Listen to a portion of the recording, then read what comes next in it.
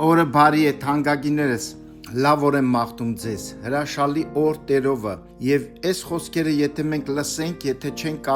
կատարենք, օրը շատ բարի կլինի։ Երկրորդ Կորինթացիս 6-րդ գլուխ առաջին խոսքում այսպես է ասում. Եվ մենք գործակից լինելով նաև աղաչում ենք, որ դուք Աստծո շնորհքը զուր տեղը չընդունեք, որովհետև ասում է. ընդունելի ժամանակում լսեցի քեզ եւ փրկության օրումը օգնեցի քեզ։ Ահա հիմա է ընդունելի ժամանակ եւ ահա հիմա է փրկության օրը։ Սերներս, Տիրոջ խոսքը ասում է, որ ընդունելու օր կա, փրկության օր կա, ընդունելի ժամանակ։ Խոսքը ասում է, եթե այսօր նրա ձայնը կլսեք, ձեր սրտերը մի խստացնեք բարկացնելու համար։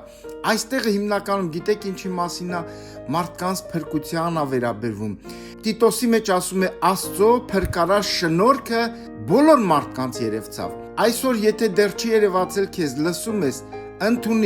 ընդունելի ժամանակ լսի եւ օգնտերը կօգնի, կփրկի քեզ, կազատագրի քեզ։ Եվ եթե ընդունես փրկությունը, օրը շատ բարի կլինի քեզ համար։ Օրը բարի է, լավ եղեք։ Նաև տարածեք, խնդրանք սա որ տարածեք մարդկանց, եթե փրկված չեն, փրկվեն։ Տարածեք ձեր ընկերներին, ովքեր որ փրկված չեն, թող լսեն, դավանեն, ընդունեն եւ փրկվեն։ Ամեն ու ամեն։